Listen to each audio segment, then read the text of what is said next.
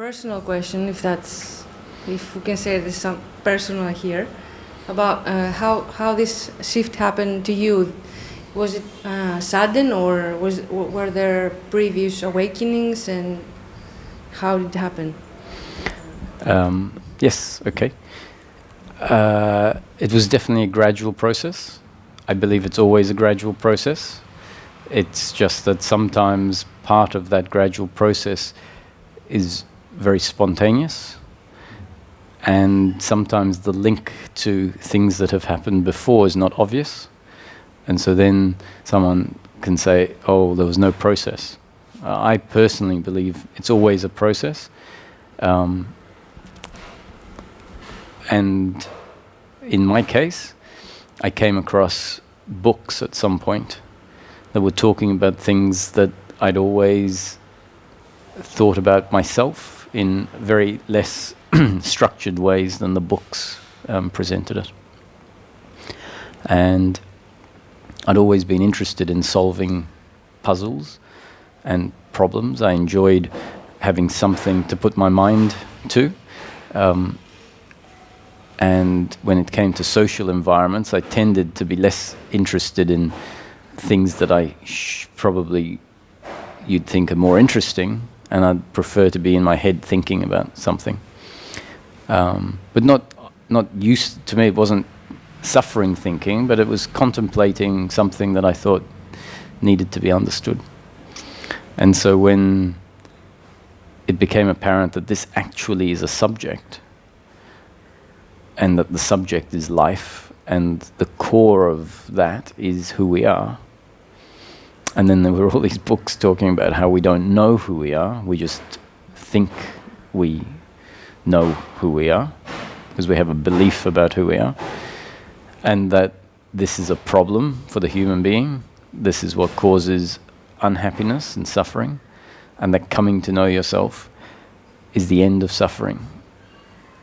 And that what we find when we know ourselves is that what we are much, much more vast than we could ever imagine. So that was like, wow, what a great problem to solve. What a great puzzle. And the books essentially acted as hints and maps. And so whatever I read wasn't just intellectualized, but became something I needed to understand for myself. And luckily, I think that because problem solving was something I enjoyed doing, I knew automatically my brain used to take observations and then start drawing conclusions based on the observations and continually test the conclusion in order to see that it is a complete and a well-rounded conclusion.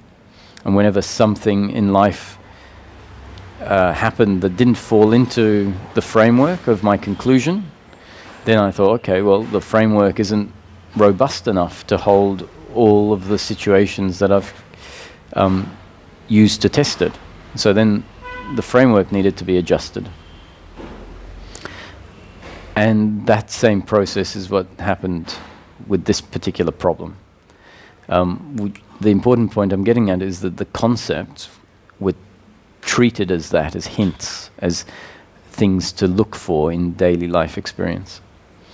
And as that started happening, it became very apparent to me quickly that I wasn't doing it. That the thinking was following the concepts that were put forward. And if the concepts were different, the thinking would be different. And then as the thinking happened according to the concepts in the book, awareness would land on what the concepts were pointing at. And then insight would happen. And insight is something that we don't produce. Insight sort of comes from outside, whereas the contemplating and the reading appears to be my doing. It feels like I am doing this. But the insight definitely doesn't feel like I did it. Insight is almost a shift out of time and space. And something is known absolutely in that moment of insight. So in my experience, the insight only happens based on everything that has been contemplated before. And then at some point, the contemplation has rearranged the brain and the beliefs and the way we're seeing life sufficiently that it sort of matches up close enough for a shift to happen where then insight comes in. And as I was reading the texts that were talking about life being an illusion and then the non-dual nature of life, it started to make sense intellectually. And then each time there would be lots of mini insights. And I think that there was probably one awakening that at the time I didn't really see as an awakening. And it was the time when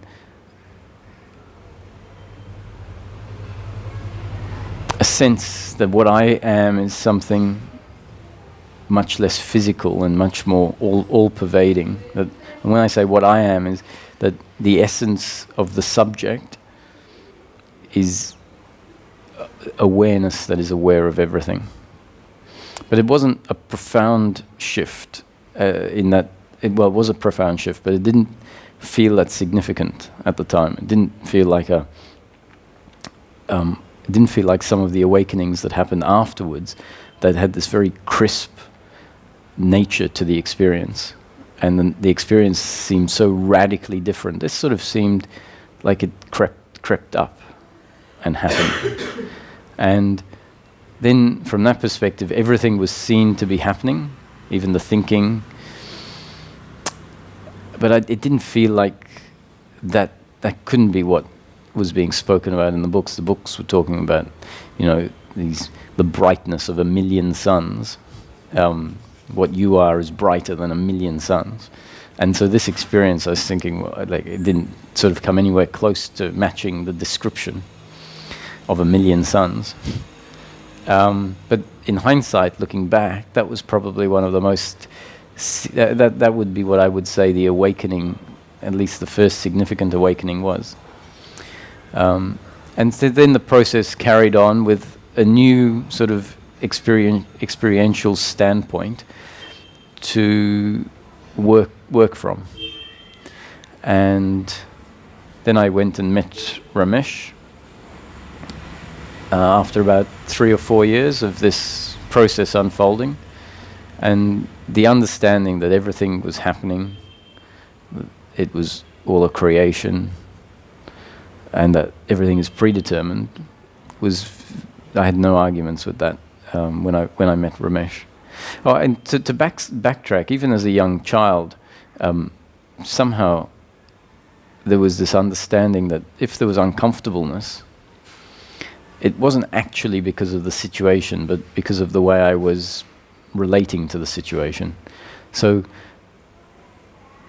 the solution for me was always to find another way of looking at the situation. This is before any spiritual seeking happened.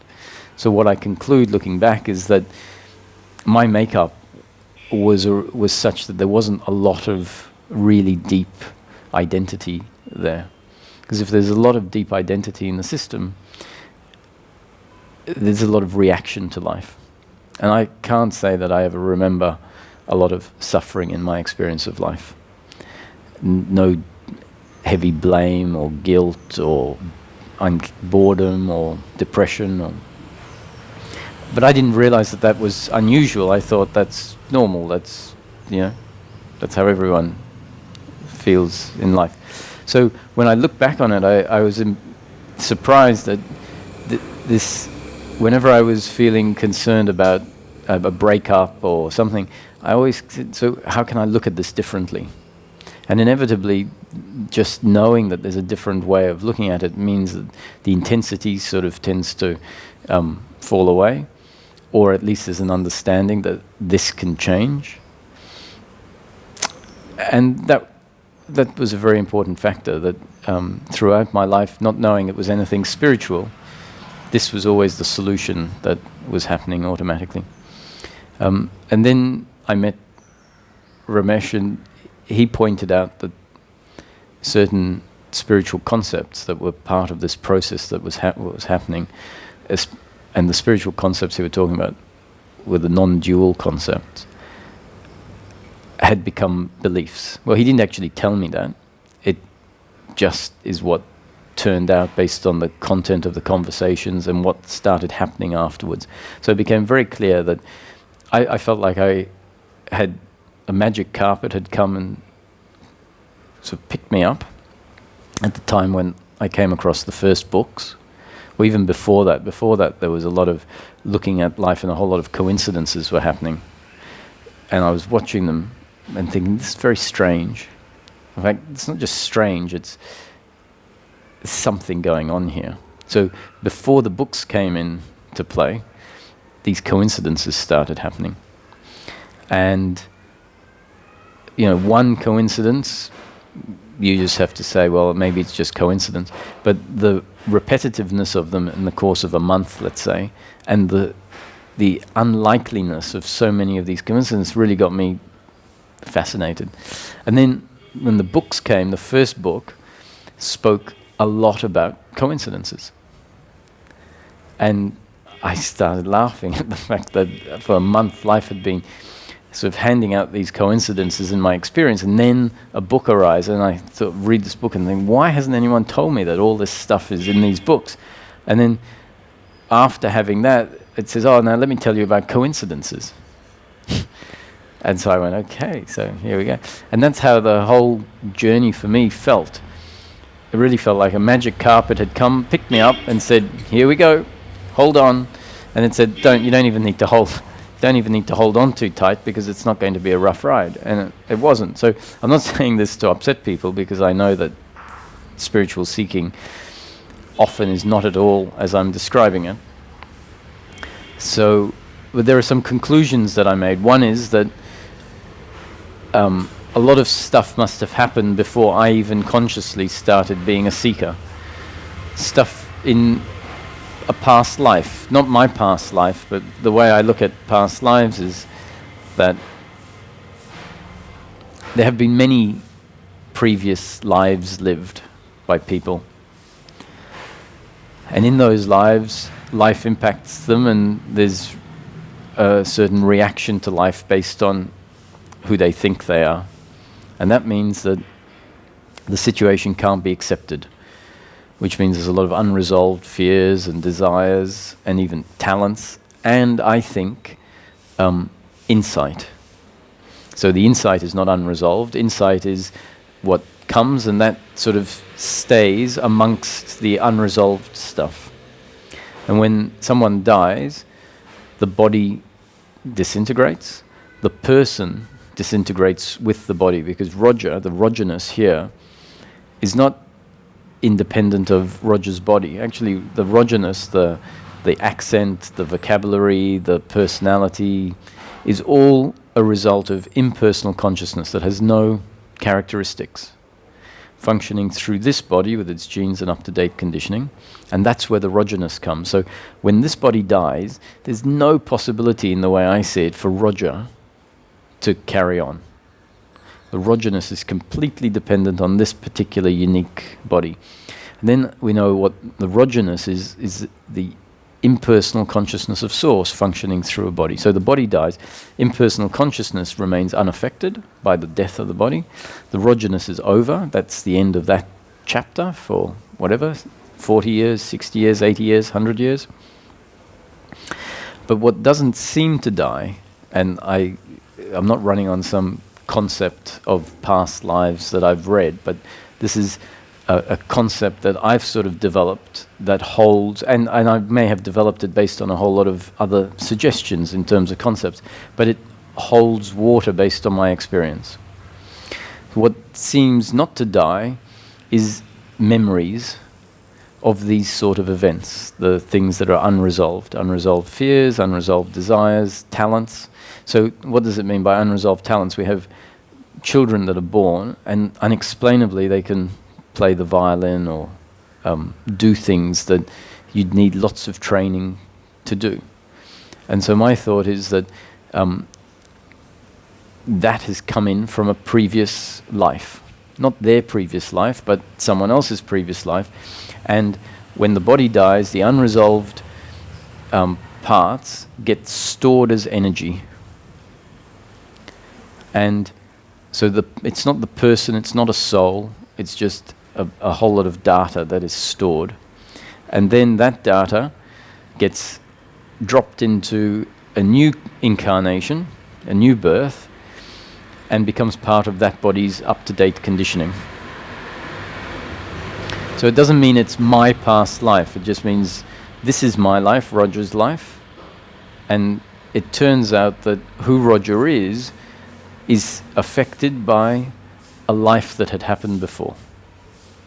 So there's a link between one life and the other, but it's not my past life, I didn't live it.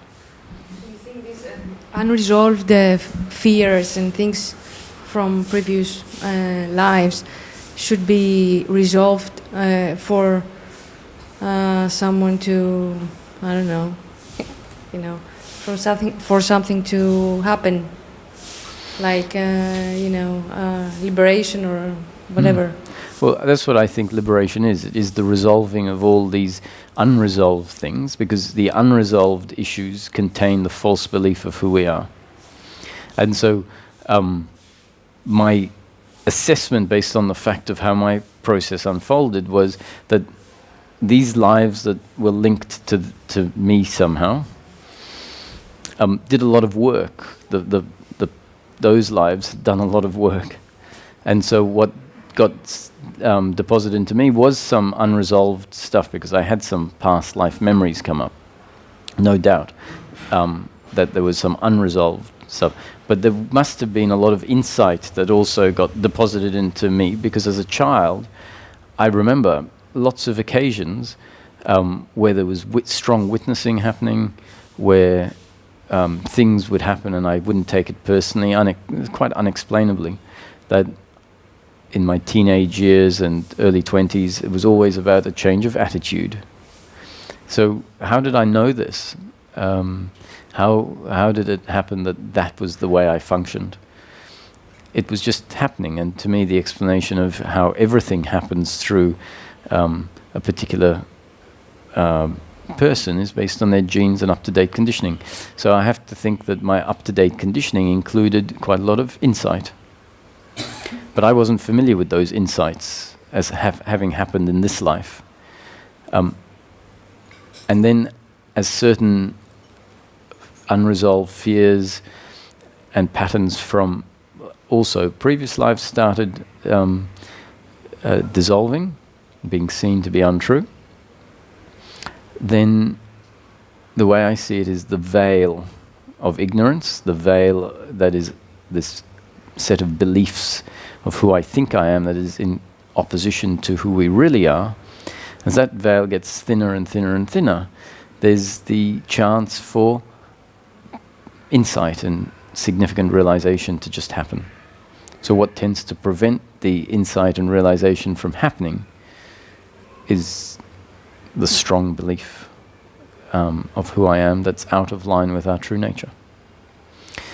So at some point when I was with Ramesh, he pointed out some things that made some suggestions, and I resisted it, but deep down inside I knew that there was some validity to what was being said. And so this thinking would happen around the subject until a realization happened. And so there were quite a few of these realizations, and the realization was always pointing out a belief that was in place that wasn't seen as a belief. And that's the significant part, is to see a belief that is in place that isn't seen to be a belief. And so once we see a belief and see, wow, this is limiting me, there's another alternative if I stop believing this. And each time that falls away, there's a great amount of freedom that comes. And at some point, when I saw that there were a whole lot of spiritual concepts, non-dual spiritual concepts, that were essentially saying, what I am is consciousness, formless consciousness, that is unaffected by the flow of life, and what I am at my true nature is invulnerable. Now, these concepts were really useful at bringing about a shift into being, and the being that I had found myself in was a being of knowing this formlessness that was unaffected by the flow of life. And so on one level it wasn't conceptual, and it was those concepts that I had read that said that effectively weakened the old beliefs of who I was, and started pointing to the fact, no, you are formless, your essence is not physical. And so when I went to see Ramesh, we had quite a few conversations, and he said something, are you sensitive? So I responded to a question, and he said, but are you sensitive? And up to that point in time, I had always felt that there were a lot of shifts, but there was a depth missing. And I felt, before he said anything, I felt surely there must be something more to this. There's a depth that, even with all these profound shifts, there's a depth missing. And inside, well, that's what I had intuitively felt. There's a depth missing. And so when he said to me in response to a conversation that we were having, he said, yes, but are you sensitive?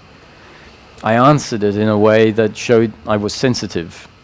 But deep down I felt, no, there's a sensitivity that's missing, and that's, if the sensitivity was there, that's where the depth would come from. And this, are you sensitive, just kept circling me like a shark, or an arrow actually, more likely, like this arrow circling around and go, are you sensitive? And when I clicked what it meant, it felt like, we're just at the point just before the insight happened, I felt like the arrow sort of stopped and paused and was like shaking, hanging there. And at the moment I realized, it sort of felt like it shot into my heart with this insight. And the insight was that I was like an instrument that measures, let's say, electric current. And the instrument had been set onto the most, what's the word I'm looking for? Onto the highest setting. So a really powerful electricity needed, current needed to go through it to make the needle move. And if you just put a little current, the needle did nothing. And what I had realized at that point is that I had these concepts that had brought about this shift into seeing myself as formless, and the concepts were being used to fend off life circumstance. You know, I'm invulnerable, I'm formless awareness, my true nature is untouched by the flow of life. It was sort of like a shield and a sword and a spear, that whatever happened in life, this concept would come up and just fend it off. And all these spiritual beliefs that I thought were truth, and they had been very useful to bring about a shift, but now it was time for them to fall away. And so when that fell away, I left Mumbai and went back home, and shortly after that, what I would say was the most extreme experience happened. And it was an experience where the dual experience of life fell away, and it became this intense oneness experience, where it was completely apparent that if someone came and hacked off the arms of this body, that what I was not at all being touched by the attack of the body. And all of the non-dual teachings in Nisargadatta's teachings that were contained in I Am That presented themselves in this experience. Everything I could remember that was written in I Am That was known in this experience. And so obviously I made a conclusion was drawn when the experience came to an end, which was 10 minutes or something like that, that this is it. This is what enlightenment is. This is the non-duality that is spoken about. The me had fallen away. The identification with the body had fallen away. Subject-object relationship had fallen away. It became very apparent everything was an arising in consciousness, made of consciousness and witnessed by consciousness. So it was amazing. And when it faded away, my conclusion was, this is it, and at some point it's going to come back and it's going to stay forever. And the reason it's gone away is because my understanding is not complete. So anyway, I got excited and got on the aeroplane, went back to Mumbai, went to Satsang, and maybe 1 or 2 days in, it actually probably on the first day, I don't think I could have waited too long. And Ramesh asked me, nice to see you here, and have you got anything to share or any comments to make on what I've just been speaking about? And I said, well, actually, this really profound shift happened, and I'd like to share it with you. And so I described it in, back then I was very immersed in the non-dual teaching, so the words, I was very familiar with the right words to use to describe what had happened, making it very clear this wasn't an experience, this was the end of experience, this was reality. The illusion of duality has fallen away, and so when I finished, about a 3-minute explanation, probably painting this picture of what had happened, and Ramesh said, "Roger, don't worry about it. That was just an experience." And I thought, maybe I didn't describe it well enough. So I added some more, repeating some of the bits and pieces to make sure I really, and he listened patiently, and then, "Roger, don't worry about it. It was just an experience." No, but this wasn't an experience. This was the end of experience. It was the end of subject-object relationship, and so I had one more attempt. I didn't know what else I could really say, but I didn't want to leave it at that. And the third time, "Roger, don't worry about it. It was just an experience." So once again, which is what I've concluded with Ramesh many times, he just doesn't understand. And I have to say, every time, I was always proved absolutely wrong, and I was humbled each time at seeing how ignorant I was in thinking he was wrong. And he was always so patient, never got angry, which I could have, it was warranted in some occasions, I think. And he stayed. Anyway, so I didn't believe him. It was just an experience. So, yeah. And I went back to Perth, and after about a month or two, walking in the morning along the same path, coming up to the place where this peak experience had happened, sort of waiting for it to happen again, thinking, okay, which did I go down this way or this way? And it wasn't happening, and then I started to feel this uncomfortableness that I was very familiar. This is suffering. And with the framework in hand, it was, this is suffering because of an expectation, because of a belief. And one day it just clicked, his words, "Roger, this is an experience. Don't worry about it."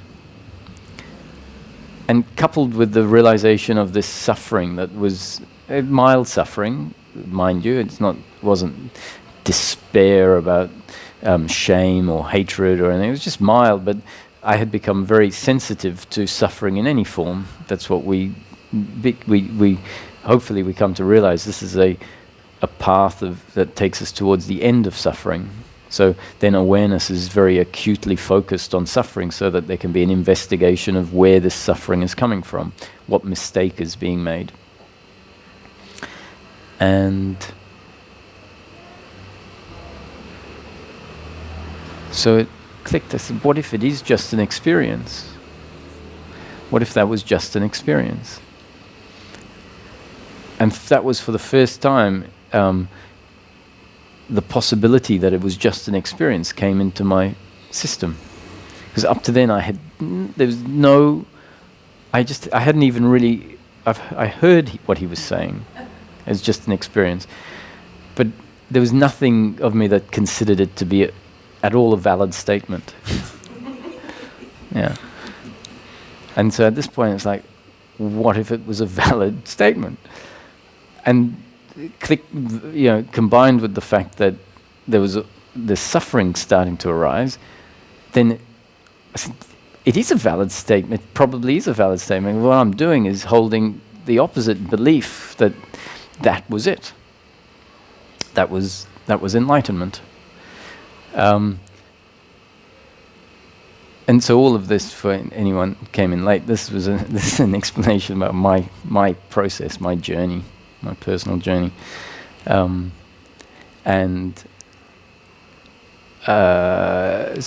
the question was it spontaneous or was it gradual? And so to me the answer is it's always gradual.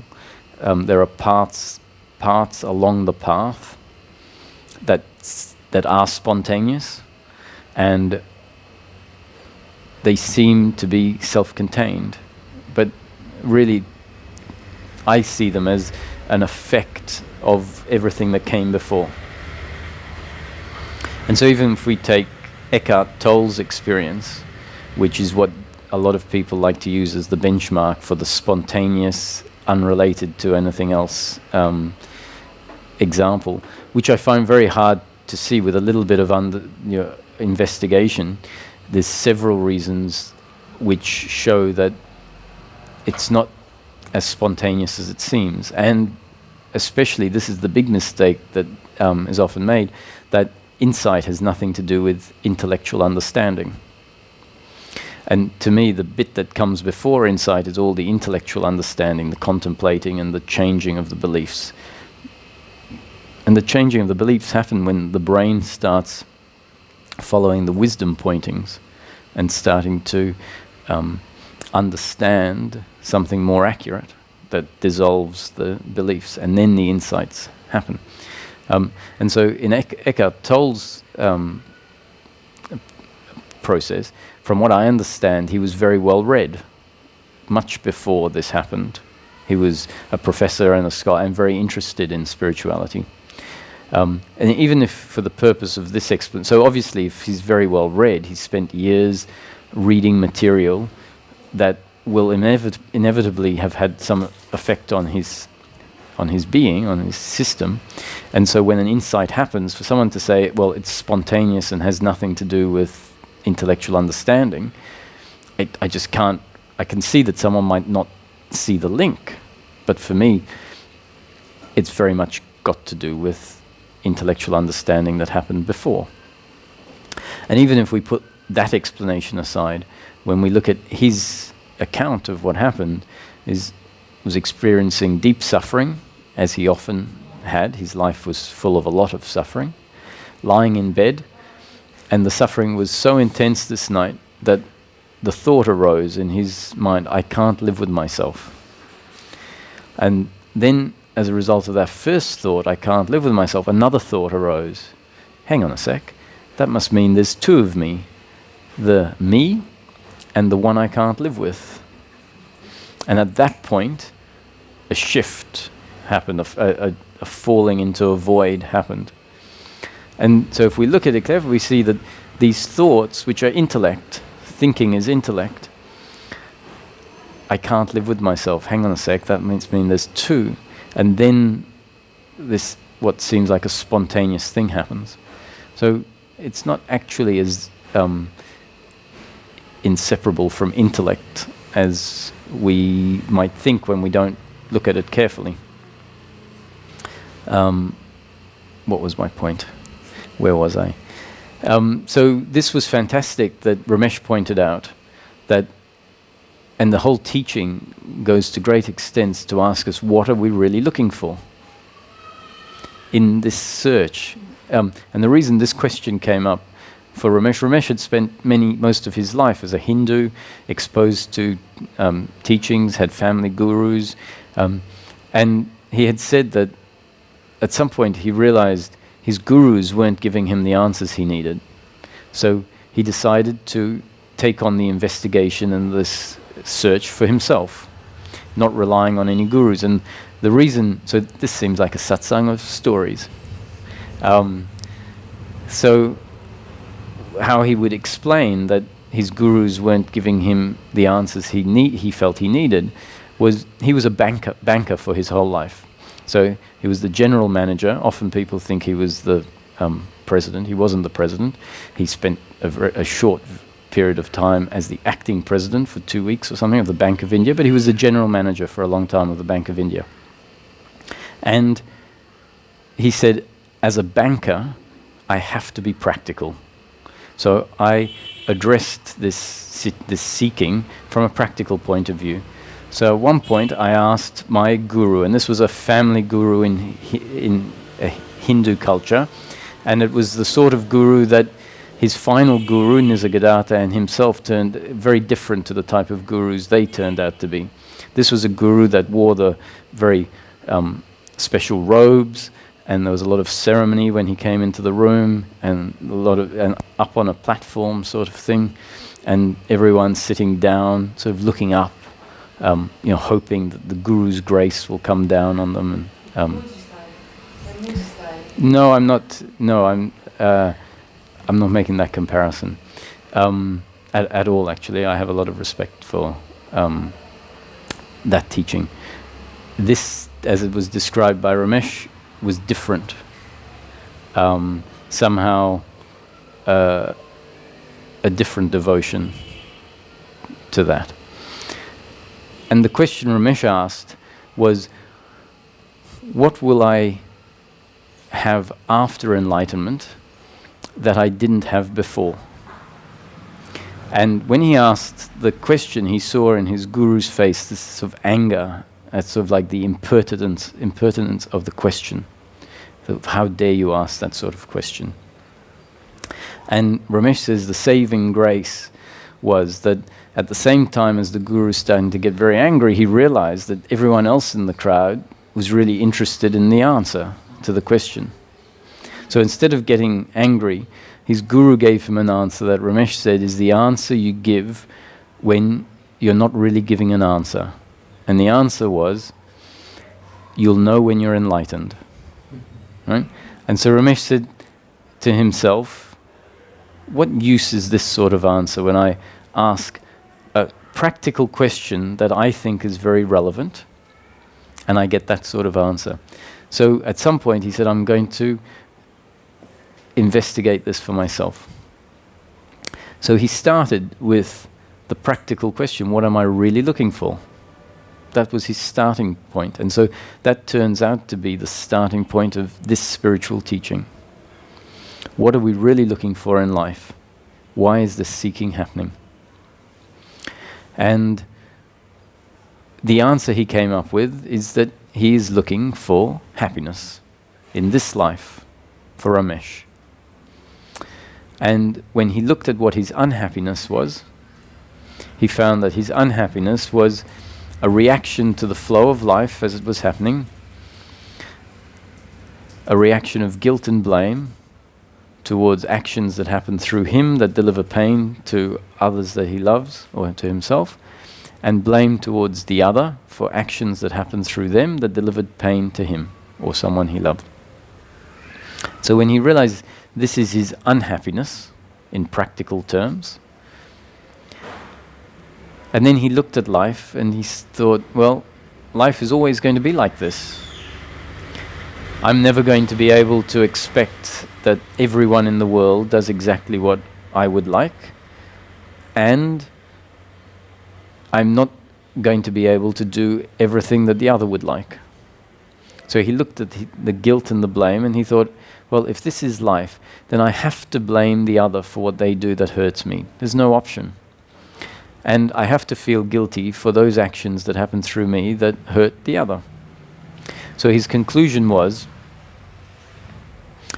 we simply can't be happy in life. It's not something that's available to us. And so he thought this spiritual seeking for enlightenment, for happiness, is taking people round and round in circles. So with that conclusion that he had concluded on his own, for himself, based on his own experience and his own inquiry, he said he was relatively able to accept the suffering that was going to keep happening in life on the basis that it has to be there. And so he stopped seeking, which he said was good enough for him. And in the stopping, he said he got a message from outside, a message from God, what he interpreted as from outside, from God. And he often speaks about Einstein having said the same thing when the formula E equals mc squared came to him. Einstein had said, and Ramesh had heard this previously, that he didn't come up with the formula, but it came to him from outside. And so when this message came to Ramesh, he said, I knew what Einstein was talking about. And the message that came to Ramesh was this. He said, the message was, no, you are wrong. Happiness in this life is available, and it's your birthright. It's the birthright of every human being. And the reason, and furthermore, it's the basis of every religion. Your happiness is available on the basis of every religion. And the reason that there have been religious wars for thousands of years is because the basis of these religions has been forgotten. And that was the message. And so Ramesh took that as a hint. He needed to understand it, because it didn't really make much sense. No, you're wrong. Happiness is available in this life. It's your birthright. It's the birthright of every human being. And the basis on which this happiness arises is the basis of every religion.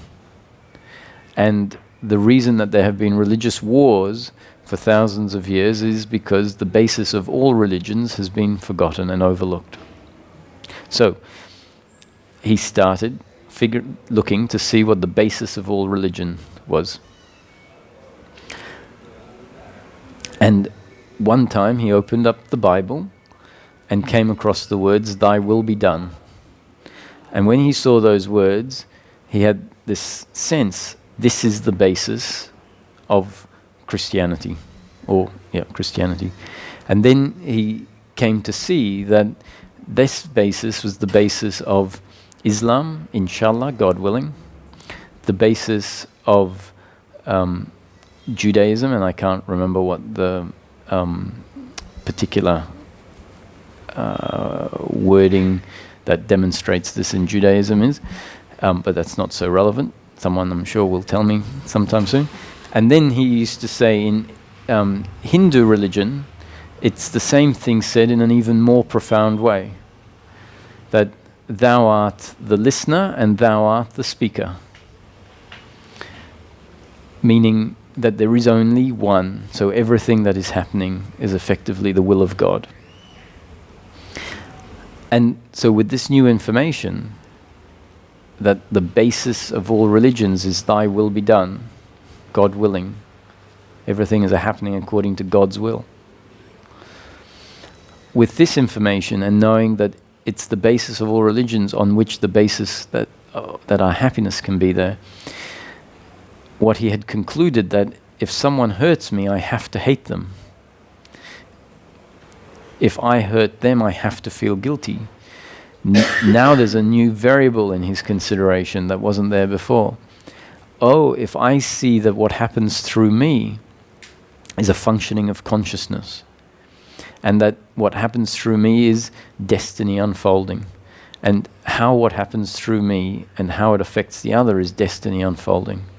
And if the other hurts me, then that is consciousness functioning through the other, delivering my destiny to me, which is to be hurt in that moment.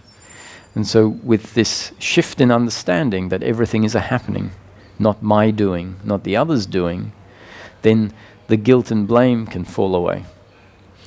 So without this piece of the puzzle, Ramesh couldn't understand how it was possible not to blame the other and not to hate them for what they have done to hurt me. But with this new information, he said it became very apparent that there is no one to hate. There is no one doing anything to anyone else. It's all a happening. And so that became his understanding, the understanding on which the basis of which human suffering used to stand. That basis had now fallen away, which means life could then unfold, and as it unfolded, it no longer impacted the belief that used to be in place, the belief I am the doer and the other is the doer.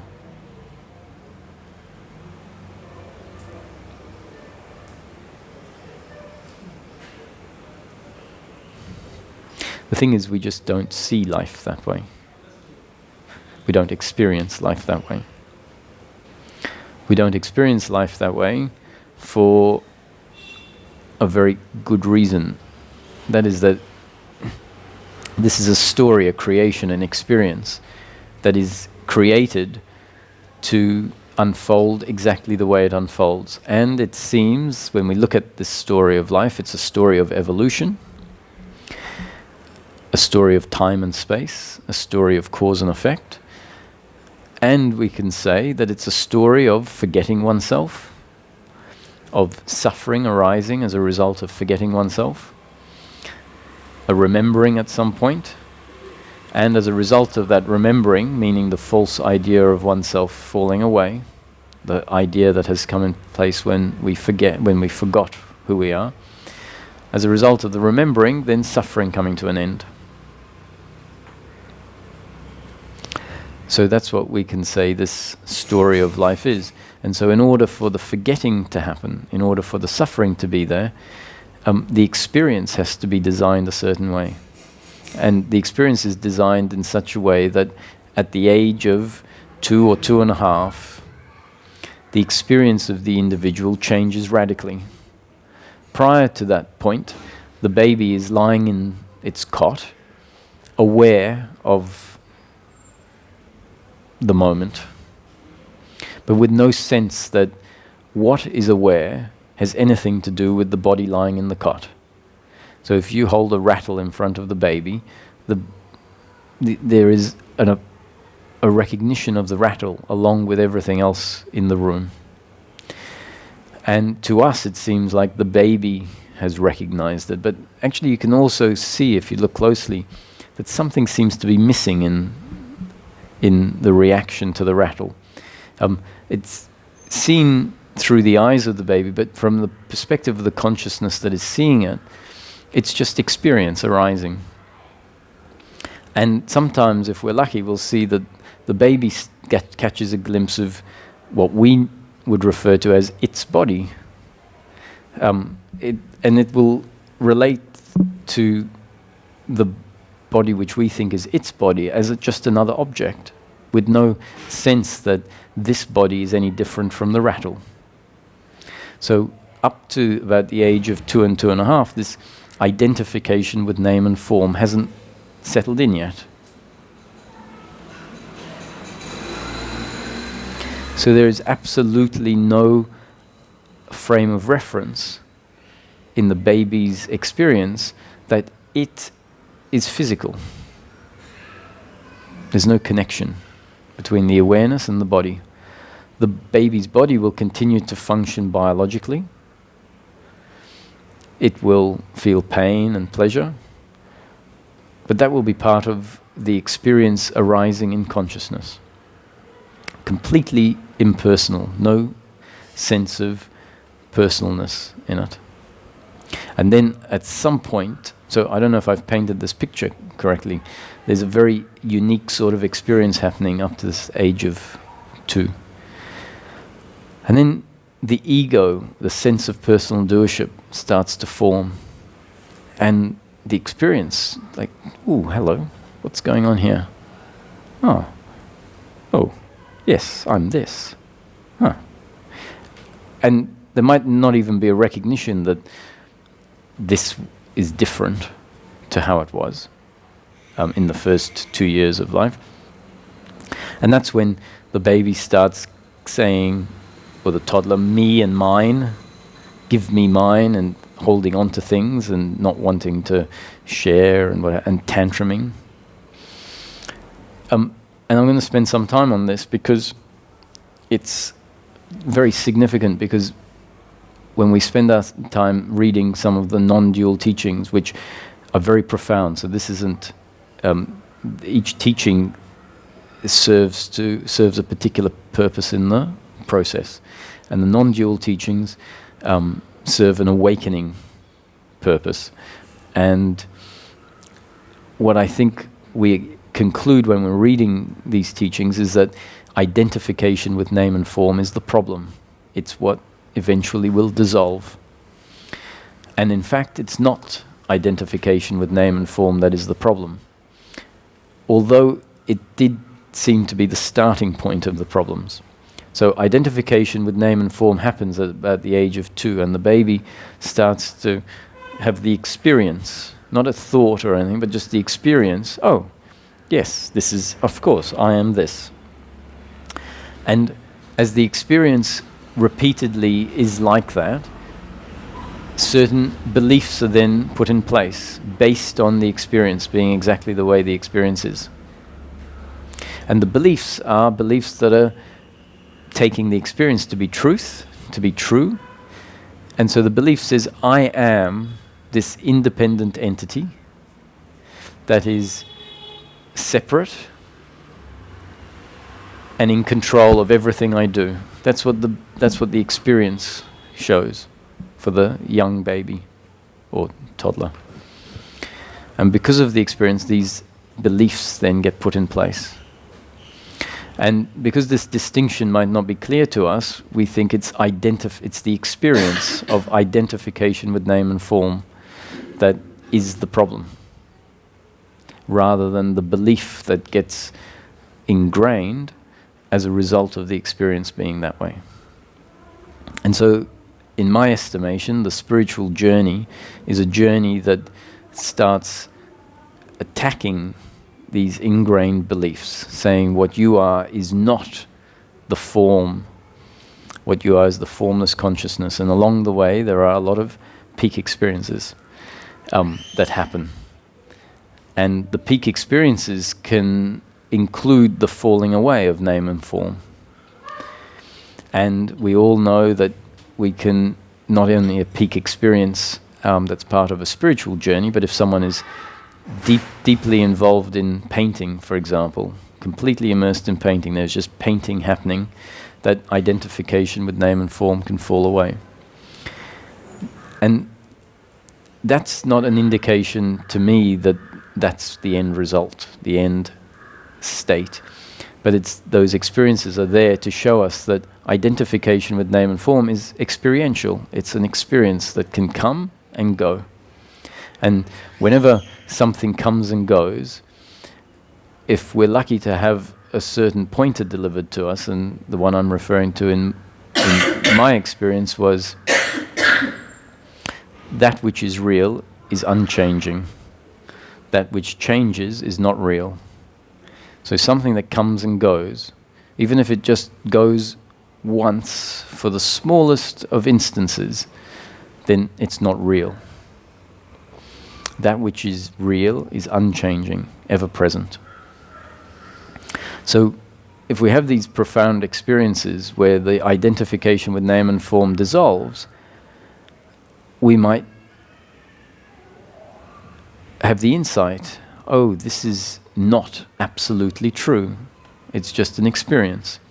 And then, together with a lot of the other pointers, that will become a significant component in undermining the belief, I am this,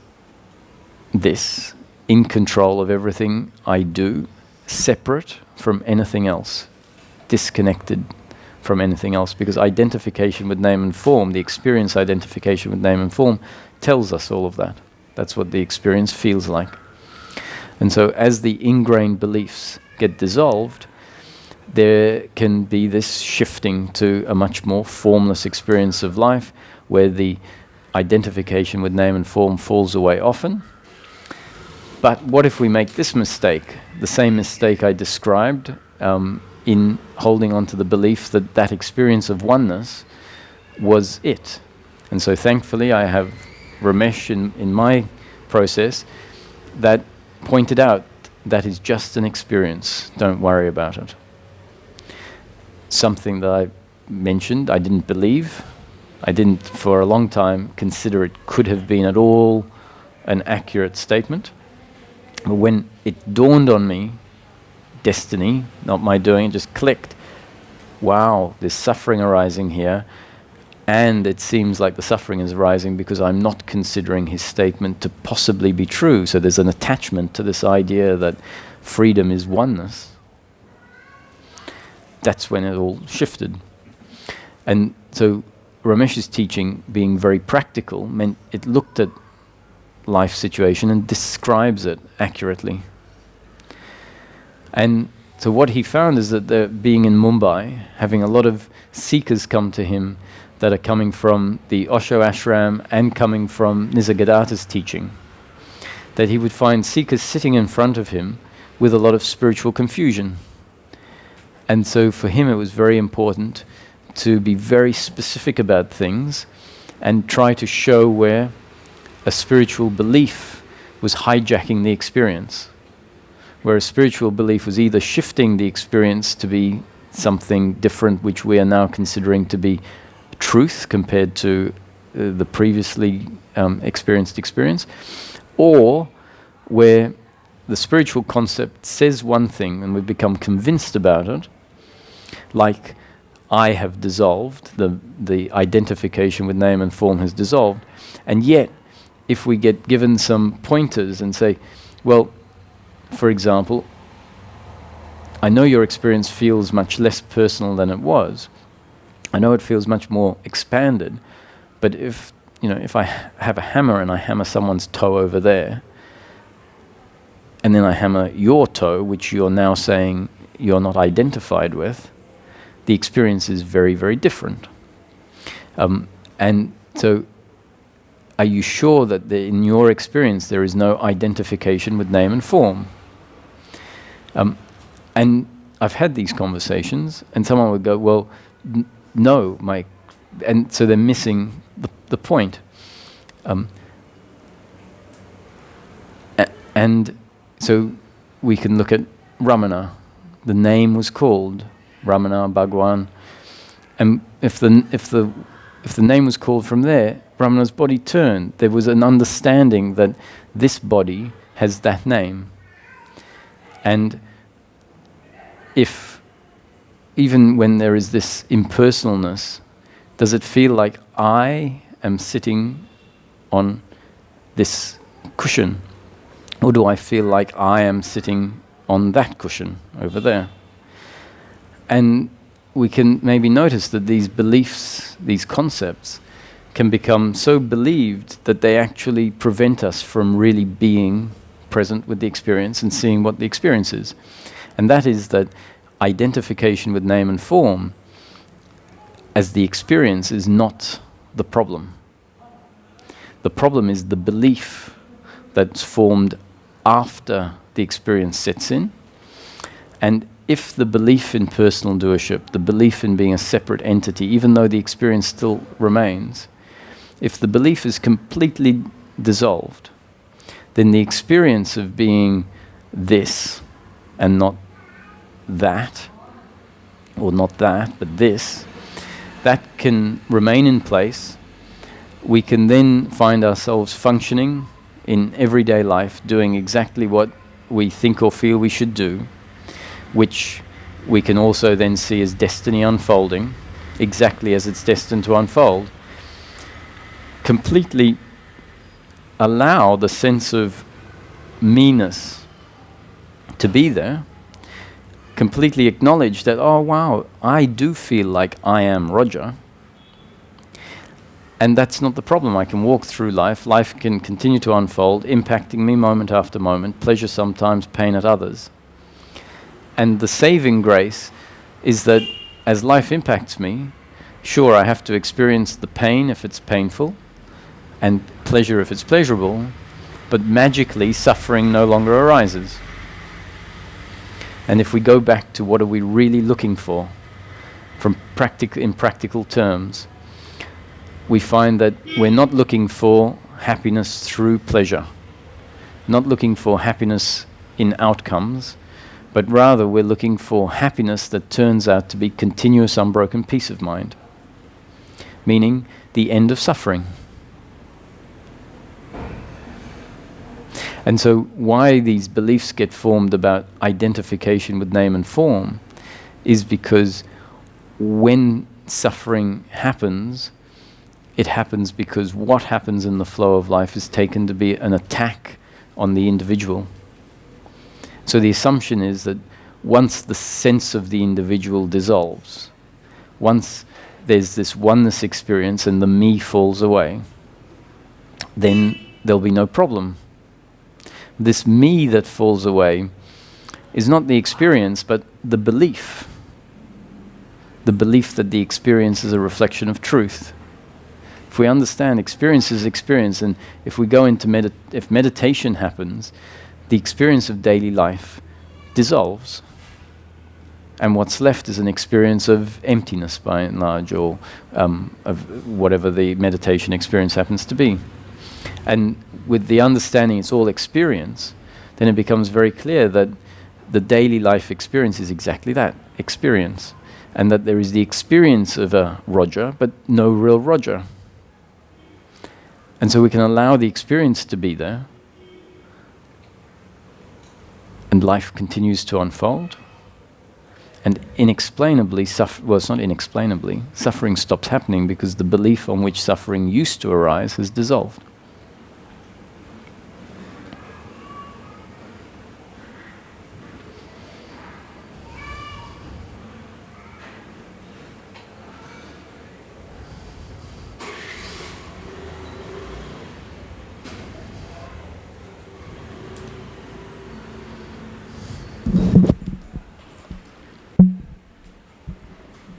So if I get it right, then that means that the feeling of the doer is still there, but it's not believed in a way.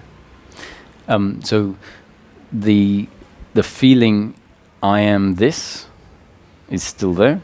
I am what? I am this.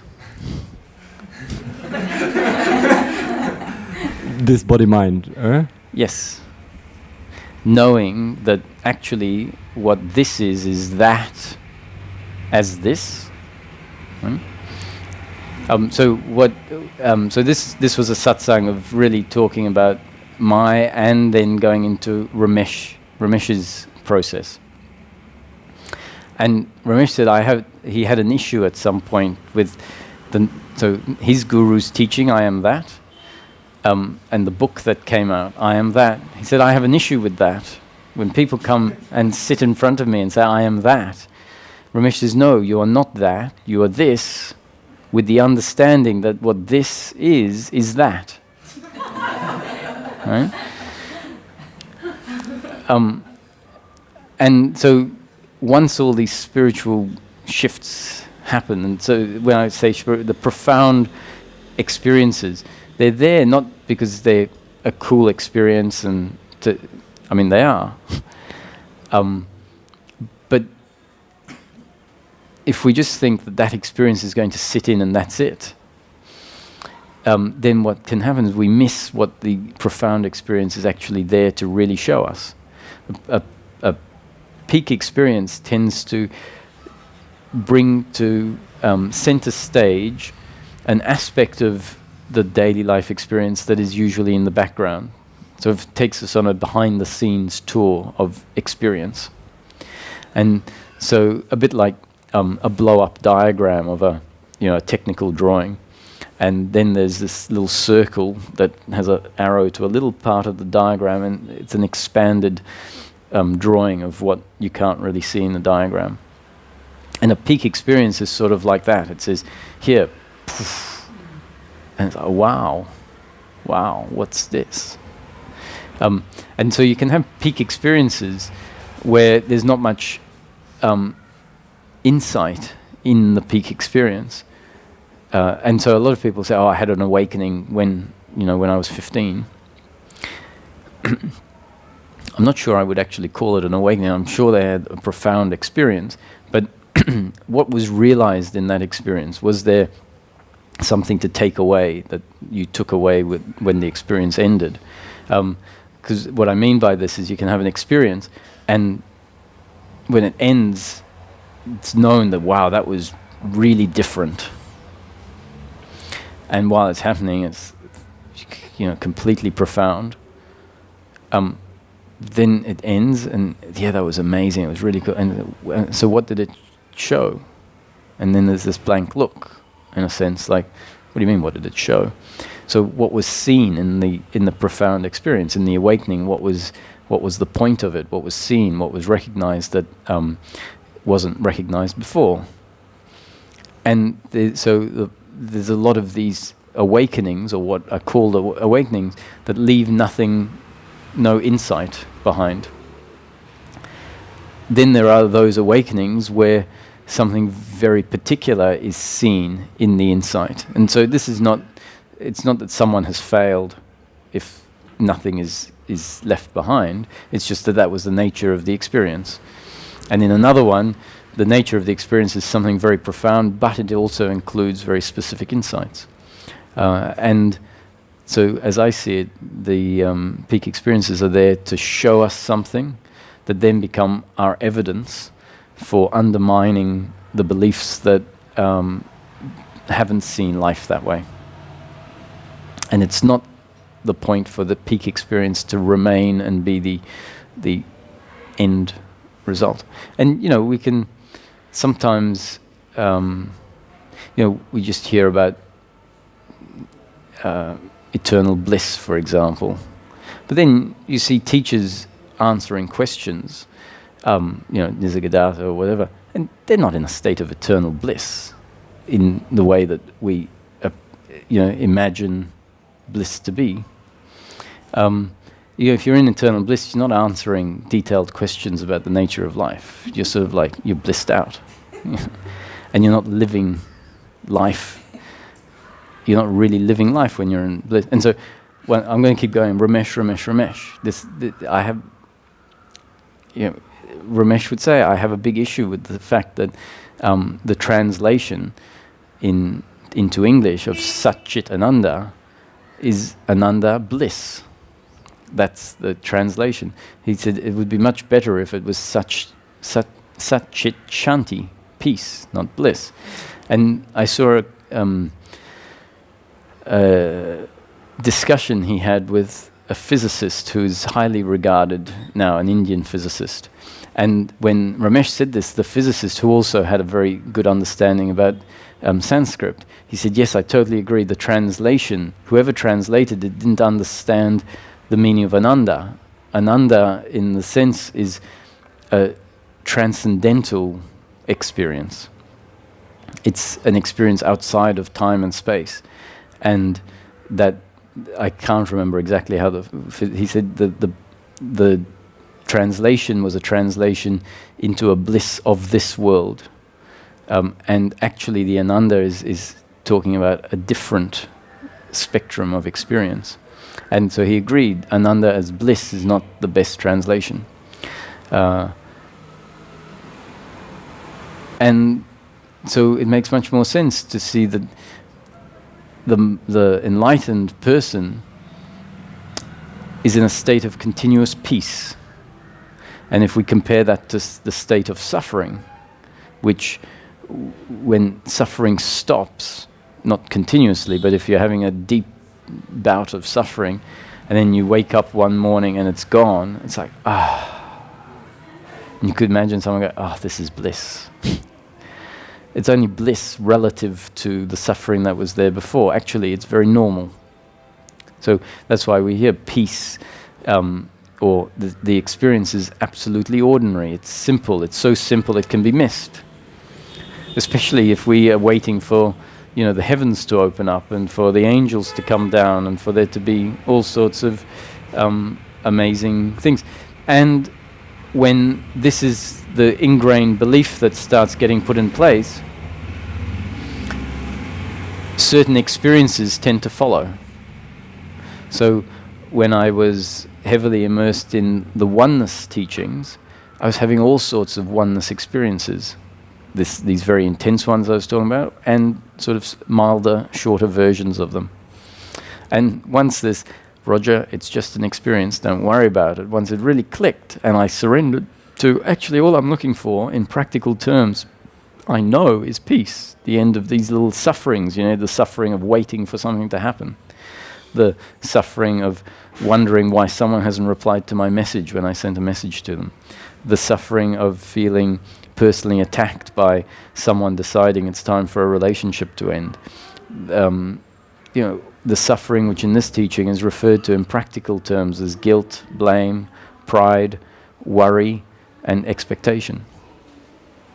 And there's this flip-flop that happens in the process. I think one of the most important reasons the flip-flop stage happens, the flip-flop being where when you're in the flip, it feels like, it's happened. The understanding is here because everything is okay. I'm not seeking for anything. I'm quite content with everything as it is. And that would be a description of peace. And then inexplainably, it feels like our understanding goes out the window, like we've regressed back and we've forgotten everything that we have come to understand along the way. And there's this feeling of contraction, taking life personally. The smallest issue is something that we can't stop thinking about. And it keeps flip-flopping, sometimes for years. And the shorter that the periods of flip-flop are, the more easy it is to realize that when we go into the flop stage and we're suffering again, we can just realize, actually all I want is what was there yesterday. What was there yesterday was peace. My circumstance was the same as it is now. But yesterday everything seemed easy, everything seemed flowing, everything seemed like it was okay. And today, inexplicably, there's suffering. So what I'm really looking for is just the end of suffering. That's what we come to see. Now I've diverged about 5 times and I realize I don't know what your question was and I might not have answered it. I don't know either, but I have another question then. If this is, we actually in spiritual seeking, you don't actually get any answers. It's the questions just fall away. Yeah. It's good enough. So in my little experience of more freedom, I would say it's this identification, especially with the thoughts, all these thoughts that constantly that I bite into, that I'm like, and this I should do that, and no, that would be fun, or whatever. Like it's when the belief in this is not there, then it's because I can experience peace being identified as well. Or I'm just laying on this couch and relaxing, and I can experience the peace of really not believing in any of this stuff. Mm-hmm. And is that what this teaching results in a way? What it results in is the end of the thoughts that we get identified with. But there's a phase in between where the thoughts of suffering still happen, and we're just not. There's a sense.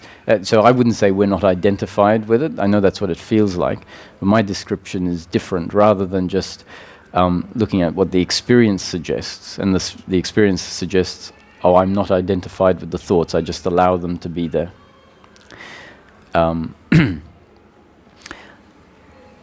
And at another stage, I am identified with the thoughts. I think it's it's not more accurate. It's useful both ways. But how I came to see it was actually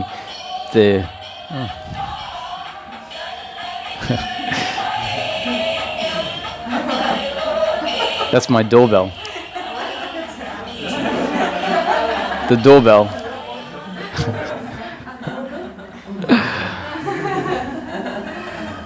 Yeah.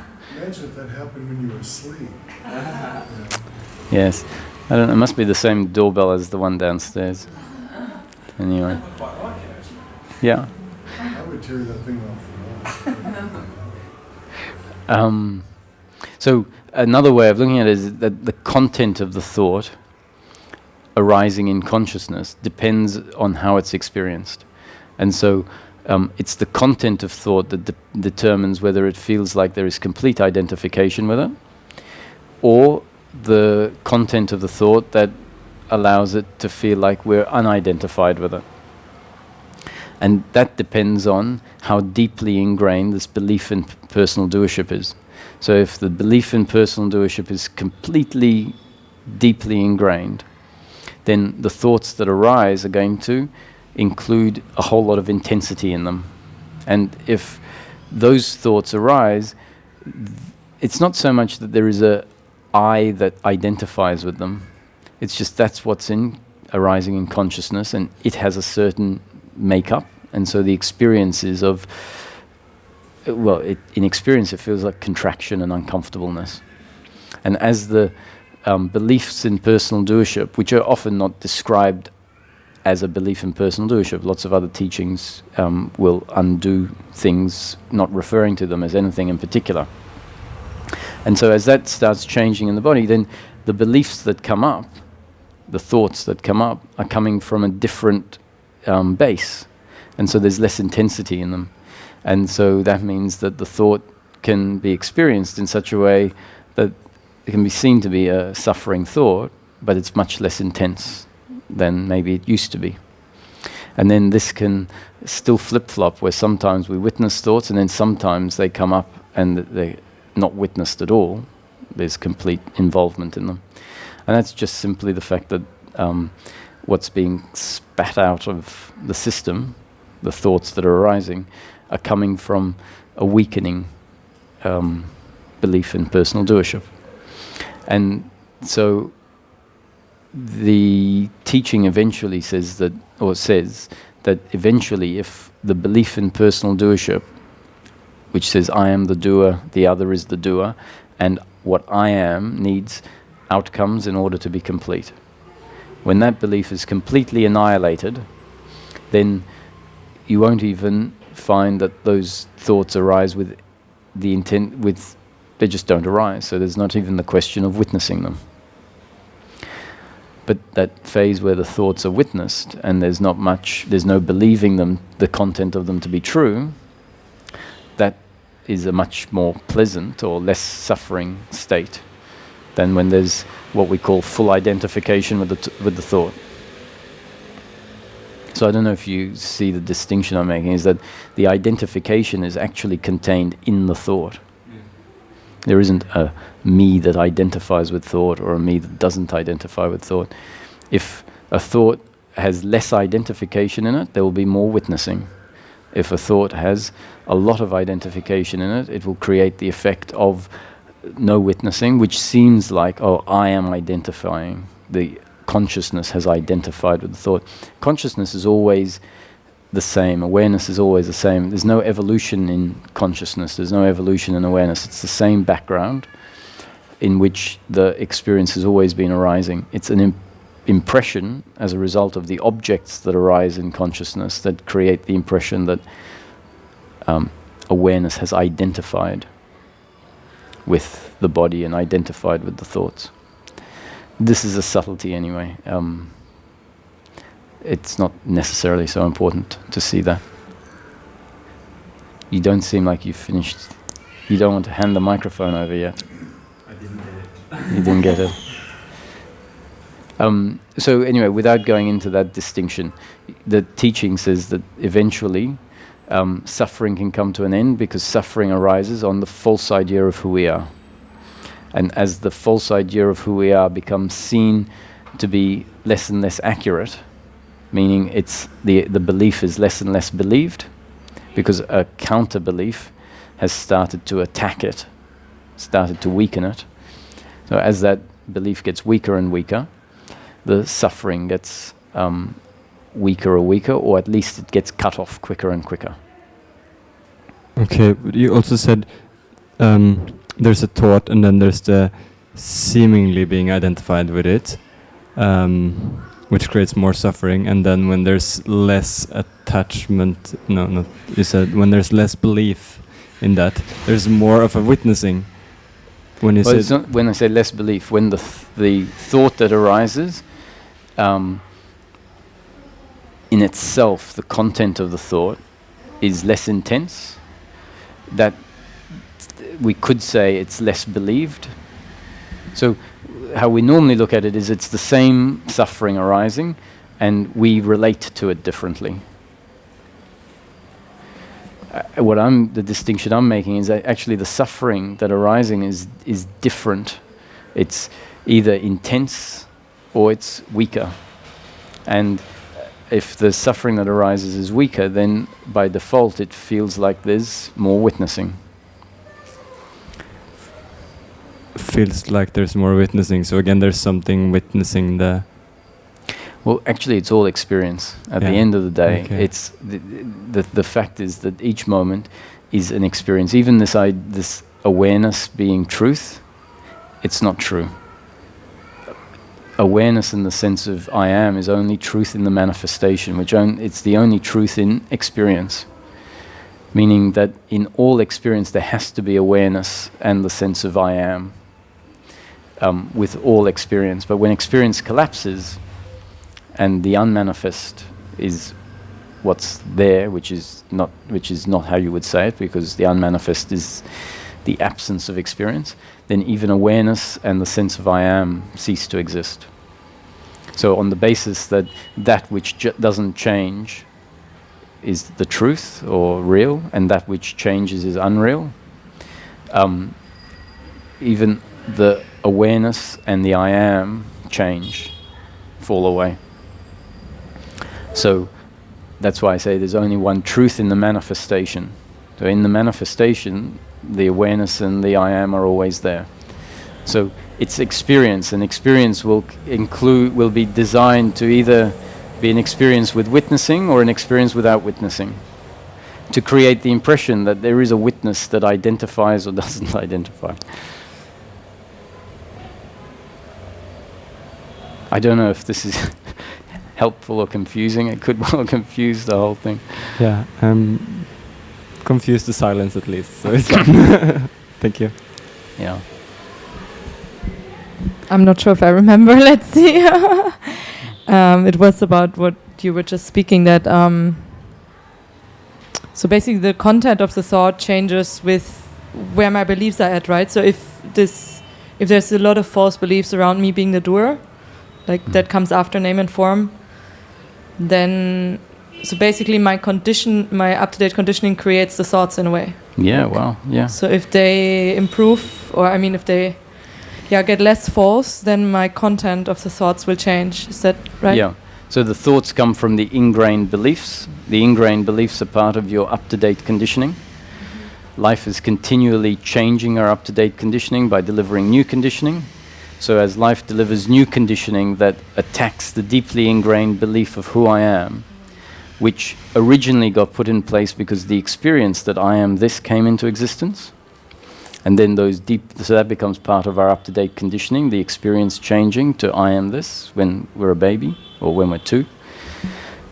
Then that becomes the deeply ingrained belief. From that deeply ingrained belief come all the thoughts of suffering. And if this is like rock solid, intense, then the thoughts that come up when life impacts that belief are going to be of intense suffering. As this belief gets weaker and weaker and weaker, the thoughts that come up when life impacts it are going to be different in quality than when it was super intense. And if you compare 2 different people, you can see the suffering in one person is intense, and the suffering in another. Sometimes I wonder if someone organizes all these noises out there. Yeah. Like maybe, yeah. So Yeah, so if you see two people, you can wonder, that person's suffering is so intense, and then you look at someone else's suffering and they go, oh yeah, I suffer, but I witness the suffering, or there is witnessing of the suffering. And the explanation here is that the person that has intense suffering has this much stronger, deeply ingrained sense of who I am, and someone else has a weaker version. And so when that changes in us, we sort of effectively become a different person, and our experience changes.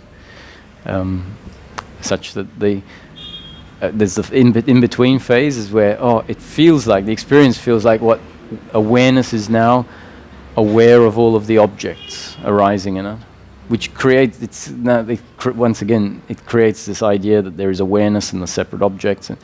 And when we're talking about non-duality, that becomes a problem to talk like that. And it's all experience at the end of the day. You can't not have a non-dual experience. All experience is non-dual in essence. The content can be dual or a oneness experience, and the content is either witnessing or involvement, but there is really no witnesser, or there isn't even awareness as it appears in this manifestation. So at some point, even we come to see even that's not truth. So two things that come up, like first of all, so the content of our thought or the intensity can give us an idea of what we might still believe in and so on, if I get it right. And second, I find it interesting if I get triggered by something or someone. No, just by something, then then the thoughts can very much shift in intensity, and I find it interesting because I feel most of the time I'm in a state that's a lot less believing in the doership, and when I get triggered or something, it feels like an inner child or something's active, and then the thoughts are witnessed then, sort of, because I know that's not who I usually am, but they are very intense and very different. So I guess the states can vary, right? Like how much we believe with what. Yeah, so you can witness mild suffering, you can witness intense suffering, and if the witnessing is really strong, then even intense suffering actually doesn't seem to be a problem. You can have mild suffering with no witnessing of it, and even that can be a problem when there's no witnessing of mild suffering. And yes, so there's a whole lot of different states and intensities of suffering. Do you want to just light that coil up, because it might keep some of the mosquitoes out? Yeah. Because I feel often I can witness it and then it's not as bad, but still it feels quite intense. So there are probably beliefs. Okay. So because we haven't focused on it in this particular set of concepts, the belief that is the false idea of who we are, the belief that all suffering stems from, that life has put in place, not my doing or not your doing, just part of the predestined story of life, the creation, that is a creation of consciousness, not a creation of you or me, which is why we can say from our perspective, life is completely predetermined to unfold exactly the way it does. The belief that causes all the suffering is the belief I am the doer and you are the doer.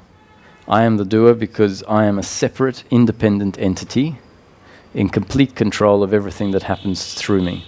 And then if we see ourselves as the doer, meaning the one that decides exactly how we're going to act, and we see the other as the doer in the same way as we see ourselves, then we have to blame the other for what they have chosen to do to hurt me, and I have to feel guilt about what I have done that has hurt someone else. And along with that, doership is this belief as the doer, being a physical entity, my happiness is to be found in pleasure, pleasure, pleasure, pleasure. My happiness is to be found in outcomes in the future. And so there's this continuous movement when this belief is in place, a continuous movement of looking for ourselves out there in pleasure and circumstance. There's a complete continuous movement about strategizing about how at some point in the future I can get everything that I believe will make everything okay. And each time we get to that place where things turn out the way we think they will make everything okay, we find that we get what we think we need and it's not all okay. And so we automatically then set up a whole new expectation in the future. And as well as all that obsessive thinking about the future, there's all this obsessive thinking about the past, about what the other has done that they shouldn't have done, what I have done that I shouldn't have done, and a complaining in the present moment for everything that isn't turning out the way that we want it to turn out. And that barrage of thoughts, so we can go from regret in the past, blame in the past, to thinking about stuff in the future, to complaining in the present moment, and it's this continuous stream that doesn't stop, because from that belief, life is continuously judged as to whether it's appropriate or not in relation to who I believe myself to be. So this is the suffering that in life, in practical terms, and all of that thinking and relating to the other as a competitor, as an enemy, as a doer that can take my happiness away from me at any moment, all this regret in the past and blame and guilt and expectation, ultimately feels, when we feel what these thoughts and feelings feel like an uncomfortableness with oneself. And so our suffering is an uncomfortableness with oneself. And in practical terms, we can see this uncomfortableness arises in the form of guilt, blame, pride, worry, and expectation. All based on a belief that I am the doer, you are the doer, and my happiness is to be found in outcomes. So then the investigation that can happen is along the lines of the concept that says the human being in each moment is doing exactly what they are destined to do, because life is a spontaneous creation in consciousness, a dream, and we're all participants or characters in the dream. We're not the creators of the dream, and the characters in the dream have to do exactly what the unfolding of the dream dictates.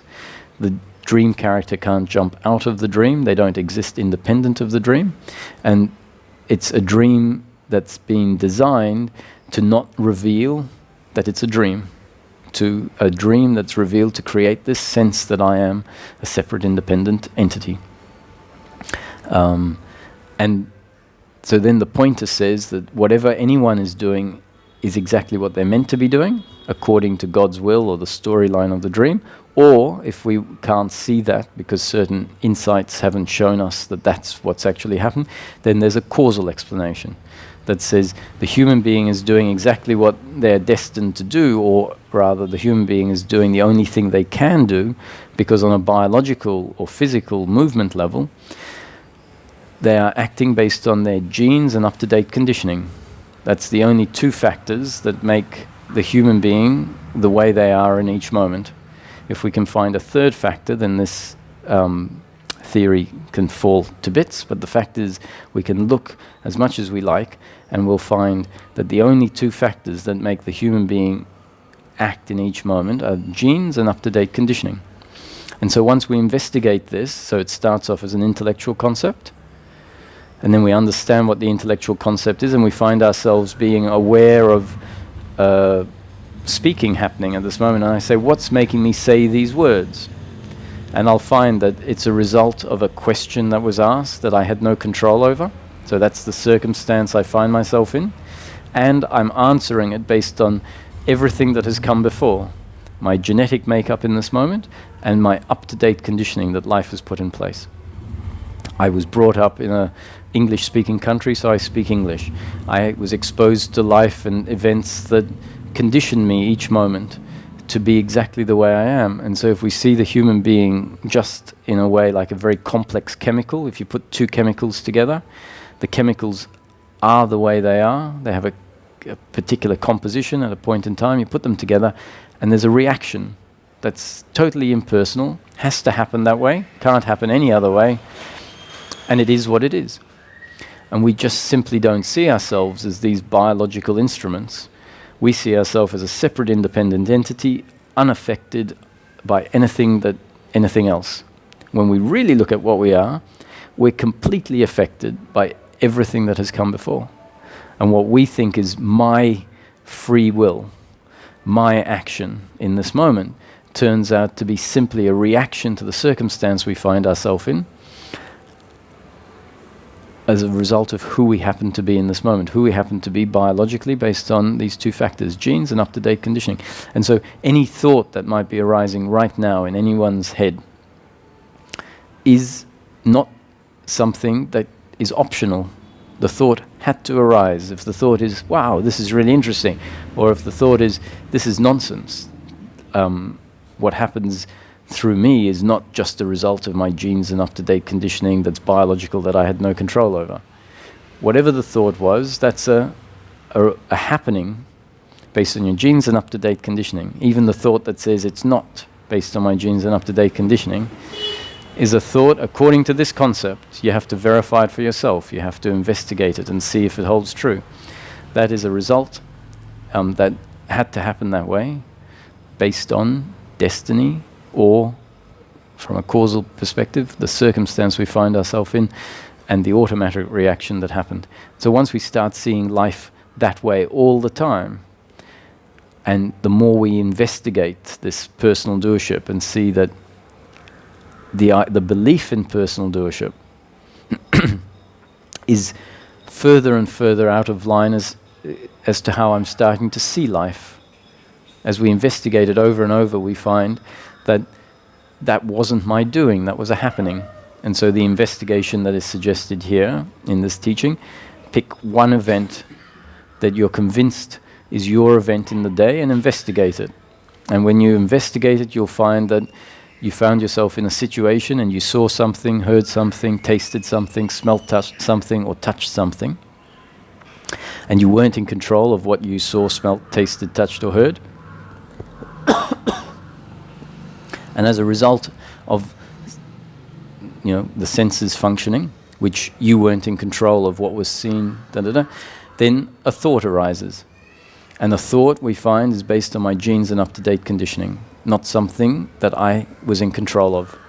And then that thought, which is based on something I wasn't in control of, the thought wasn't in something I'm in control of, and the action that follows is a result of the thought that came before. So we can conclude the action is not something that I was in control of. And so if this investigation happens time and time again, and every time we pick an action that I was convinced is my action, I find out that it happens in the same way. I find myself in a circumstance, I see, smell, taste, touch, hear something that wasn't in my control. And this sequence of events happens such that we see not my doing, not the other's doing. And this investigation means that eventually we can't fool ourselves anymore. So I've investigated life over and over each day, taking the one event I'm convinced that in that day was my doing, and each time I find it's not my doing. So at some point, anyone who says, I'm the doer, you're the doer, it just doesn't make sense to us anymore. We go, I've investigated this time and time again, and I keep finding I'm not the doer. Before we do the investigation, or before we really understand the concept, if someone says, I'm the doer, you're the doer, you'd go, well, I've heard that we're not, but actually I pretty much agree with you. But this all changes when we start investigating and seeing for ourselves. And so once we become so convinced that we are, which is not, it's not a new belief, it's really the dropping away of the old belief and seeing things as they are.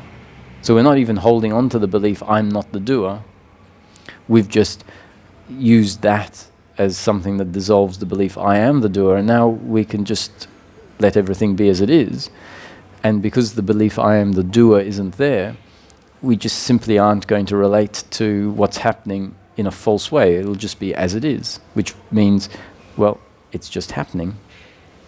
Not as a belief, but that's how we see it. And so then that starts to dissolve this ingrained belief. And if that's dissolved, then the suffering stops arising, which delivers what we're really looking for, the end of suffering. Yeah, what came up was also interesting is that you said we sometimes do things to fulfill the other's destiny also. Like, may I share the situation with cycling around the mountain? We were were cycling around the mountain, and I was getting kind of tired at the end where we were cycling, and he held on to the back of a bus to kind of and let himself be driven for like 100 meters or something. And when he came back, I felt two things. I felt I was upset because I also wanted to be carried by something, and also I felt his guilt. Like I felt already he was feeling guilty about doing it. And so I had sort of a reaction in my system, and I felt it was twofold. It was because I was a bit upset that I wasn't the one being pulled by the bus, and at the same time I felt so much guilt from him that also created in me the sense of now I have to look really angry and be like, what did you do? And so I feel we're not the doer because of our up-to-date conditionings, but I feel I also react to energies from others, or from, like, if I feel he feels guilty, I usually feel angry, or I feel... So does that also make sense? That's just the circumstance, right? Or the... It's like... Yeah, if we do believe that, if we believe we're the doer, someone blaming us or someone feeling guilty will be received as part of the circumstance, pleasure or pain in the circumstance. And then our belief about personal doership will have to react to the pleasure or pain in the moment, because this doership effectively creates an attachment to pleasure or pain. And without doership, there is just pleasure or pain and no involvement or attachment in it. So if there's some doership left, if someone is feeling blame, or if they're feeling guilt, we'll feel that as the pleasure or pain in the moment, and then that can inspire suffering within us.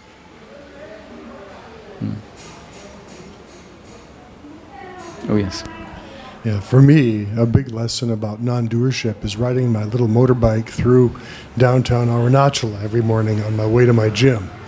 And I'm totally aware as I watch these patterns that no one is seeing Mark on that bike. It's just a bike. Okay, what's it going to do? Okay, it's cutting this way. Must be turning. Okay, I'll do this. It's just this mindless flow. There's no personality in it. Everyone's just responding. Now, you can tell the people who aren't in the mindless flow because they're dangerous, because you don't know what they're going to do. But non-doership is real evidence. So I'm really looked at, boy, if someone nails me, it's just a happening. You know, it was like they misread something, I misread something, one of us didn't see something, and boom, you know. But, you were talking about traffic. But I thought a lot about Ramesh's concepts regarding we are only genetics and our up-to-date conditioning. And I found one third little thing, but I realized that it also comes direct from all that is, so it really doesn't at all adversely affect his teachings in any way. So I never really bring it up, but that's intuition. And I don't know, you've probably gone over that before, but because, okay, I'm responding to my up-to-date conditioning, I'm responding with my genetics, and then all of a sudden there's an intuitive insight that shows up, call it what you will, and you go, wow, yeah, that's right, I should do that. And genes and up-to-date conditioning. Yeah, and so the response is genes and up-to-date conditioning to the intuitive insight? It's only that we have pulled intuition out and said that's a third factor. But as I see it, and I'm convinced, I'm sure Ramesh would say intuition is part of your genes and up-to-date conditioning. Really? Okay. I mean, to me, it's irrelevant whether it is or not, because they all come from the same place. And the point is, it all comes from. In terms of intuition, if it was categorized by Ramesh as something not genes and up-to-date conditioning, it's definitely something that comes from outside. Exactly. And not a third factor about the individual. So it doesn't, as you rightly say, whichever way we look at it, whether it's a function that feels profound but is actually a result of your genes and up-to-date conditioning, we just don't understand that, or if it comes from outside, it still doesn't introduce a third factor of the individual.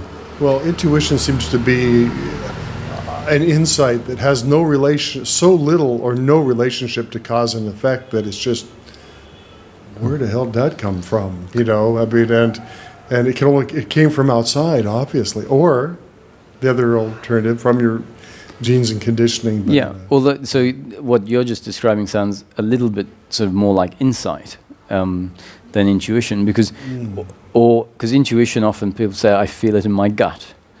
So that, to me, would start to become more like a sense of the intelligence of the body that we're just not putting into genes and up-to-date conditioning. But for me, it's definitely under genes and up-to-date conditioning. I kind of see the two synonymously, but I see your point. Yeah, absolutely. Yeah. I have a big gut, so I get a lot of those gut feelings. Yeah. Yeah.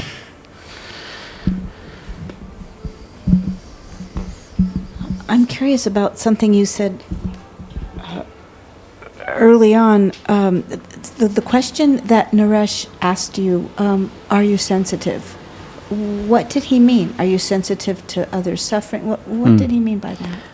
Well, it's a good question, because the funny thing is that the insight that came as a result of his question came with me relating to the question differently to what he had actually meant.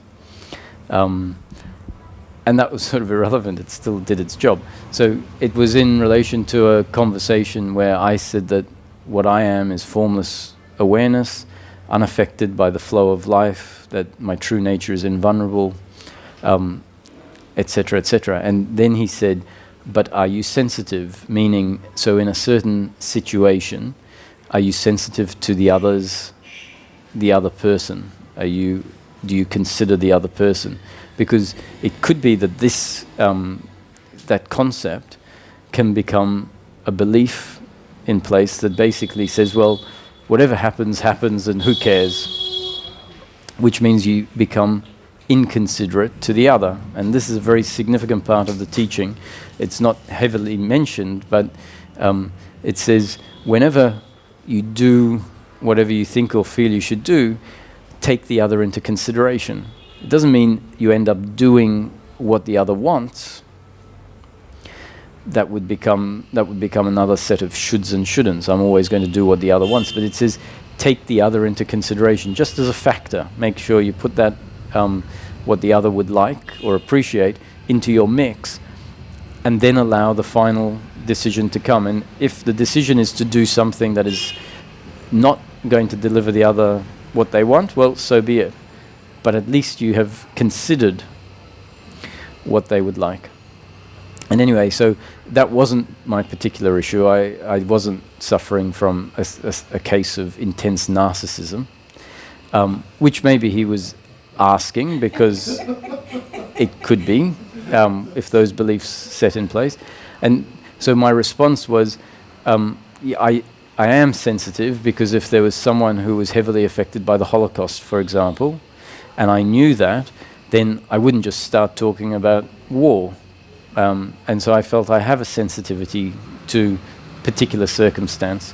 And so I answered that, and I thought, yeah, that's good. But the question, are you sensitive, still kept going round and round and round. And what it meant to me in the end was I realized a sensitivity like that instrument that I spoke of, the needle was, or the instrument was set on a very high setting, or very insensitive setting. So that meant that life really needed to impact me hard for me to feel it, because these beliefs were being used like a shield and a spear. Like, as soon as life hit me, it's like, what I am is invulnerable. And even though there had been an insight, a realization of the formless essence of self, and I knew experientially that those concepts were pointing at truth, still they had been ingrained as beliefs. And so they were being used to not feel life. Sort of almost, it was not quite what you would call a dissociative state, but somewhat similar. It was just attacking life back with concepts. And when that fell away, it's like, oh, you can really feel that life now is able to flow, and you can really feel a sensitivity, feel a depth came in with that. So he meant one thing. He meant, are you a narcissist? Because of these beliefs, which I don't think was my problem, but what there was another problem because of these beliefs, and that was this lack of sensitivity on a different on a different meaning. I think that's significant for me also. Yeah. So it's circling for me too. Are you sensitive? Yeah. So there's about 5 really significant shifts that happened with Ramesh, 5 or 6. And they were these, some of which I won't describe them all today because we're about to finish up. But one of them was what I described as the oneness experience, believing that its oneness is the end state.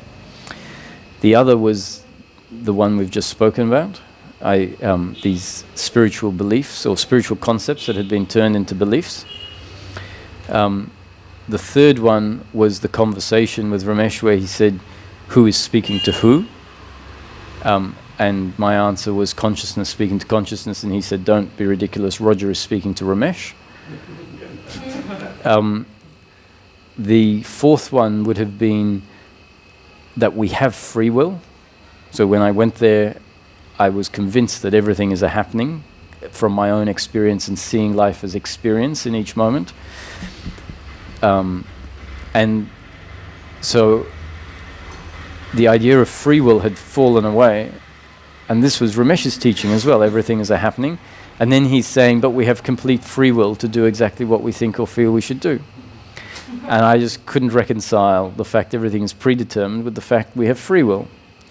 And I've explained it in this week what that really ends up meaning and why it's so important for us to acknowledge, yes, I have free will, but to be very clear on what we mean by that free will. And then to see that my free will and God's will are not separate, they're actually two coming together. The fifth, and I don't know if I can remember the sixth at this stage, the fifth is his continuous repetition to me that anger is a biological reaction. Anger is not suffering. Anger is not a psychological reaction. And sadness is a biological reaction. Sadness is not suffering. And sadness I could understand. I didn't have an issue with that because I wasn't overly emotional. Anger, on the other hand, kept arising. And when I used to feel anger, I could feel it as this uncomfortableness with oneself, which we'd already spoken about. I was familiar that this uncomfortableness with oneself is suffering based on this false idea of who we are. And so I just couldn't sit with the idea that anger is a biological reaction and not suffering. Because from my own experience, sitting with it, feeling it, it was suffering. And so he kept repeating, Roger, anger is a biological reaction. It is not a psychological reaction, it is not suffering. And at some point it dawned on me that I had a judgment about anger. I had a judgment about biological anger. And the judgment was that it one day will end. It is not part of a liberated experience. It will one day end. And so whenever it arose, which was a biological happening arising, and something that will always arise, depending on our genes and up-to-date conditioning, as soon as it arose simultaneously to the pain of anger or the biological arising of anger, there was judgment in the form of guilt that, oh, I haven't quite got it yet, or blame towards the other. You see what you've made me do? You've made me get angry, which now is my suffering. Or whatever other association was. And I clicked once again after weeks and weeks of thinking, what does he mean? You know, and concluding he doesn't know again. You know, and that there's obviously a deeper liberation than his liberation. So, which I say it because I always realized afterwards how right he was. This is why I keep repeating his concepts. It's from my own experience, but the concepts were so carefully thought out through Ramesh that why not, keep them? And so when it dawned on me intellectually, this is what's happening. The anger that I keep feeling and saying this is suffering wasn't just anger. It was a combination of anger plus suffering. Anger plus guilt and blame. And because it's so enmeshed, I couldn't see it was this combination. I just felt it, thought it was anger, and said, well, this is suffering, because it felt like suffering. It was suffering, but it wasn't the biological anger that was the suffering. And so 2 weeks later, I was out taking my dogs for a walk, and to get them into the national park that adjoins the property, I had to carry them over a fence that had a barbed wire thing. So I sort of carried them over, had the leash, and then I was stepping over the barbed wire fence, and they saw something like a kangaroo or a rabbit, and they started pulling, and I had one leg over and the other, and they were about to pull me, and the barbed wire was going to cut my thigh. And I yelled at them to stop, stop. And in that moment, it was the first time that there was biological anger and no suffering arising with it. And I went, there it is. Biological anger that doesn't disturb our peace of mind. So there's a sixth one. I'd like to remember what it is, but those are the 5 really significant things that for a long time, each one I couldn't understand what he was getting at. Each time I concluded, I think he doesn't know. And shortly after, especially I think shortly after he doesn't know, it'd click into place and I'd feel like this big. And yeah, so there you go. People laughed about it. And you probably told him, he probably laughed. Oh yeah, I think, I mean, he'd been through it all himself, so he understood the process. I have a feeling he was probably a bit, I think he was a bit like that himself.